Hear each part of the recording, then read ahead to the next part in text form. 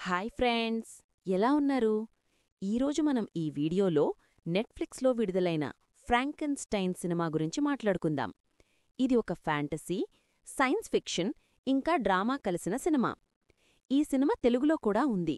మనకి తెలిసిందే, Netflix Telugu dubbing చాలా బావుంటుంది.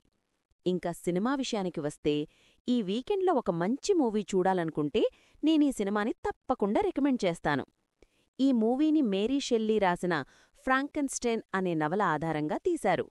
స్పాయిలర్స్ లేకుండా చెప్తాను. కథ విషయానికి వస్తే, విక్టర్ ఫ్రాంకెన్‌స్టైన్ వాళ్ల నాన్నగారు ఒక గొప్ప వైద్యుడు. కాకపోతే ఆయన అతని భార్యని, అంటే విక్టర్ తల్లిని మాత్రం కాపాడలేకపోతాడు. దాంతో విక్టర్ అతని తండ్రికన్నా గొప్ప వ్యక్తిగా మారి చావునే ఓడించాలనుకుంటాడు. ఈ ప్రయత్నంలోనే విక్టర్ ఒక మాన్స్టర్కి ప్రాణం పోస్తాడు. అసలు విక్టర్ ఆ జీవికి ఎలా ప్రాణం పోశాడు? దానివల్ల వచ్చిన సమస్యలు ఏమిటి?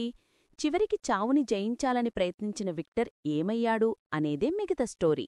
మూవీ అయితే బావుంది ఫ్రెండ్స్. వీకెండ్లో హాయిగా రిలాక్స్ అవుతూ చూడడానికి ఇదొక మంచి సినిమా. తెలుగు అనువాదం కూడా ఉంది ఈ సినిమాకి. అలాగే ప్రొడక్షన్ విషయానికి వస్తే, ఈ కథ మొత్తం 19వ శతాబ్దంలో జరుగుతుంది. అప్పటి వైఖరంలోనే ఉండేలా బట్టలు, వాహనాలు అన్నిటినీ చాలా బాగా చూపించారు. ప్రతి ఫ్రేమ్లోనూ, ప్రతి విజువల్లోనూ ఎంతో జాగ్రత్త తీసుకున్నారు. మూవీ మొత్తం మీకు ఎక్కడా బోర్ కొట్టదు. మధ్యలో ఒక 5 నిమిషాలు కొంచెం ల్యాగ్ అన్న ఫీలింగ్ వస్తుంది. అక్కడ తప్ప మిగతా మూవీ మొత్తం మిమ్మల్ని కథలో లీనమయ్యేలా చేస్తుంది.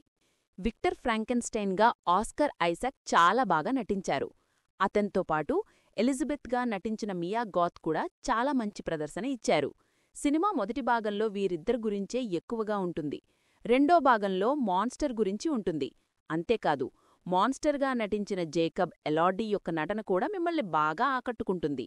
నేనైతే ఈ మూవీకి 10కి 7.5 రేటింగ్ ఇస్తాను. ఈ వీకెండ్లో ఒక మంచి ఫ్యాంటసీ సైన్స్ ఫిక్షన్ కోసం చూసేవారికి ఈ సినిమా సరిగ్గా సరిపోతుంది ఫ్రెండ్స్.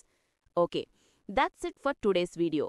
మీరు ఈ సినిమా చూసి ఉంటే ఎలా అనిపించిందో కామెంట్స్లో చెప్పండి. ఇంకా ఇలాంటి రివ్యూస్ కోసం మా ఛానల్ని సబ్స్క్రైబ్ చేయడం మర్చిపోకండి. మళ్ళీ ఇంకో కొత్త వీడియోతో మళ్ళీ కలుద్దాం. Until then, bye friends.